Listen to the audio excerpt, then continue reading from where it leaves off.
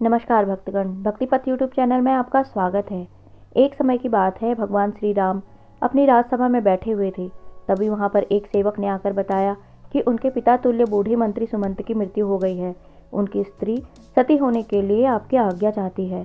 इस प्रकार श्री राम यह बात सुनकर तुरंत सुमंत के घर पहुंचे और वहां पर जाकर उन्होंने सुमंत की जन्म कुंडली मंगवा कर देखी तो पता चला कि सुमंत की आयु तो अभी 9,999 वर्ष और 11 महीने की थी, जिसमें से सारी आयु तो बीत चुकी थी, केवल 9 दिन शेष बचे हुए थे।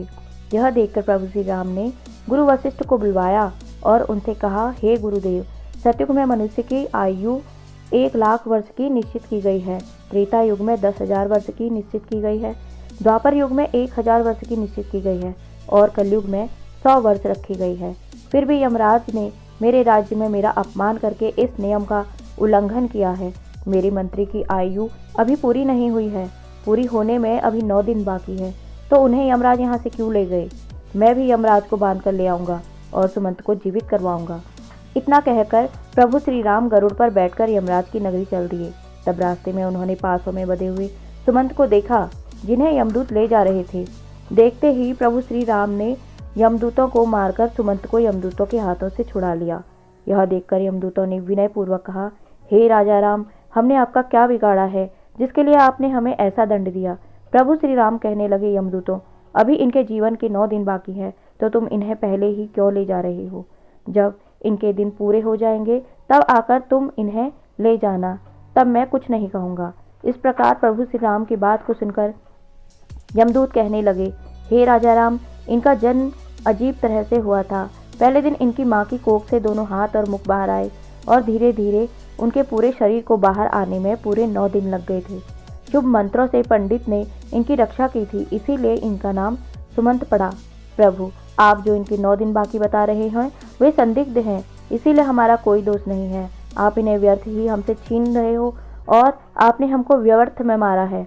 इस तरह यमदूतों की बात सुनकर प्रभु श्री राम ने कहा, हे यमदूतों, जिस दिन माता के गर्भ से इनका अच्छी तरह जन्म हुआ है वही जन्म का दिन माना जाएगा। जिस दिन इनका जन्म का उत्सव मनाया गया है वास्तव में वही जन्मदिन होता है। अभी इनके 9 दिन बाकी है, तुम लोग जाओ और 10वें दिन आकर इन्हें ले जाना, तब मैं तुम लोगों को नहीं रोकूंगा। इस तरह यमदूतों को फटकार कर प्रभु श्री राम ने भगा दिया। इधर श्री राम अयोध्या में लौटकर आए तो सुमंत जीवित हो चुका था। उनके परिवार वाले उन्हें जीवित देखकर बड़े ही प्रसन्न थे। सुमंत ने अपने जीवन के आखिरी 9 दिन जानकर खूब दान पुण्य करना आरंभ कर दिया। उधर वे यमदूत दुखी होकर यमराज के पास लौट गए और कहने लगे, हे यमराज, रास्ते में राम ने हमें मार कर सुमंत को छुड़ा लिया, क्योंकि उनके जीवन के 9 दिन बाकी रह गए थे। वह 9 दिन पूरे होने पर ही राम उन्हें आने देंगे। इस प्रकार यमदूतों के मुख से उनकी पराजय की बात सुनकर यमराज क्रोध से लाल पीले हो गए और उन्होंने राम पर आक्रमण करने के लिए इंद्रदेव, अग्निदेव, वायुदेव और जिस जिस देवता से भी सहायता मांगी तो सबने एक ही बात कही, हे यमराज, क्या तुम पागल तो नहीं हो गए हो? विष्णु भगवान के साथ युद्ध करना चाहते हो? चुपचाप यहाँ से अपनी यमपुरी लौट जाओ। श्री राम का तुम क्या कर लोगे? जब सब ने यमराज की सहायता करने से मना कर दिया तो यमराज अपनी ही सेना लेकर श्री राम के साथ युद्ध करने के लिए अयोध्या को चल पड़े। वहां पर पहुंचकर चारों ओर से अयोध्या नगरी को घेर लिया।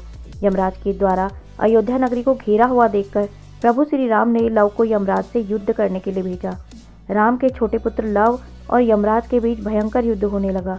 लव के बाणों से यमराज के सभी योद्धा क्षण मात्र में ही धराशायी हो गए। उन सबकी यह हालत देखकर यमराज और भी ज्यादा क्रोधित हो उठे। अंत में यमराज ने लव पर अपना यमदंड छोड़ दिया। यमदंड को देखकर लव ने यमराज पर ब्रह्मास्त्र छोड़ दिया, जिसे देखकर यमदंड वापस लौट गया और लव के द्वारा छोड़ा हुआ ब्रह्मास्त्र यमराज के पीछे पड़ गया। ब्रह्मास्त्र को देखकर यमराज प्राण बचाने के लिए भागने लगे। उधर जब सूर्यदेव ने देखा कि ब्रह्मास्त्र से यमराज का बच पाना मुश्किल है तो घबराकर सूर्यदेव राम के छोटे पुत्र लव के पास आए और प्रार्थना करने लगे, हे पुत्र, ब्रह्मास्त्र को लौटाकर यमराज के प्राण बचा लो, क्योंकि तुम हमारे ही वंश से उत्पन्न हुए हो और यह यमराज मेरा ही बेटा है। क्या तुम अपने पूर्वज यमराज को मार डालना चाहते हो? इस प्रकार सूर्यदेव के निवेदन पर लव ने ब्रह्मास्त्र को लौटा लिया। तब यमराज अपने पिता सूर्यदेव को आगे करके श्री राम के पास आ गए। श्री राम ने सूर्य देवता का पूजन किया और यमराज ने श्री राम से क्षमा मांगी। युद्ध भूमि में जितने भी आदमी मर गए थे उन पर इंद्रदेव ने अमृत वर्षा करके सबको जीवन दान दिया। उसके बाद श्री राम ने यमराज से कहा कि जब तक मैं अयोध्या नगरी पर शासन कर रहा हूँ तब तक तुम उन्हीं मनुष्यों को अपने लोक में ले जा सकते हो जिनकी आयु पूर्ण हो चुकी है।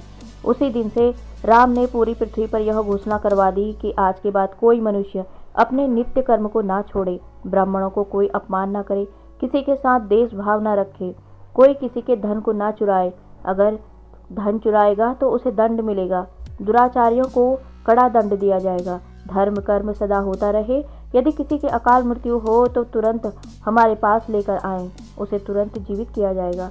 यमराज को भगवान श्री राम ने यह सख्त निर्देश दिया था कि हमारे राज्य में कभी भी किसी की अकाल मृत्यु नहीं होनी चाहिए। तब यमराज ने कहा, हे प्रभु, मैं तो वैसे भी किसी को नहीं मारता हूँ, सब अपने कर्मों से ही जन्म और मृत्यु पाते हैं, मैं तो निमित्त मात्र हूँ। आयु पूर्ण होने पर मिलने वाली मृत्यु और अकाल मृत्यु का प्राणी स्वयं ही कारण होता है, इसमें किसी का कोई दोष नहीं होता है। मुझे तो आपने माध्यम बनाकर जो जिम्मेदारी सौंपी है मैं तो उसी का पालन कर रहा हूँ। जन्म देने वाले और मारने वाले तो आप भी हो। आपके द्वारा लिखे गए विधान में से मैं तो किसी के जीवन में क्षण ना तो घटा सकता हूँ और न बढ़ा सकता हूँ, यह तो आपके ही हाथ में है। भगवान, आप चाहे तो मृत्यु का समय पूरा होने के बाद भी प्राणी को आयु प्रदान कर सकते हैं, आप चाहें तो उसे समय से पहले ही मृत्यु प्रदान कर सकते हैं, आप चाहें तो ब्रह्मा के लिखे हुए लेख को भी बदल सकते हैं, और आपने यह किया भी है। आपके राज्य अभिषेक के लिए वशिष्ठ मुनि ने शुभ मुहूर्त निकाला था, फिर भी आपने राजा न बनकर वनवास धारण किया था। सब कुछ आपकी इच्छा के अनुरूप ही होता है। सुख दुख, जीवन मरण, लाभ हानि मनुष्यों के स्वयं कर्मों की उपज होती है। यह 6 अवगुण मनुष्य की आयु को क्षीण करती है। अभिमान, व्यर्थ का बोलना, त्यागहीनता, क्रोध, उदरपूर्ति, दोस्तों से विद्रोह, ये 6 अवगुण तीखी कटार हैं जो मनुष्य की आयु को घटाती है। यही अवगुण मनुष्य का वध करती है। रावण, कंस, हिरण्यकश्यप, इन्हें मृत्यु ने नहीं मारा, इन्हें मारा था उनके अभिमान ने। शिशुपाल, दुर्योधन, शकुनी और कर्ण को भी मृत्यु ने नहीं मारा, इन्हें मारा था उनके बड़बोलेपन ने।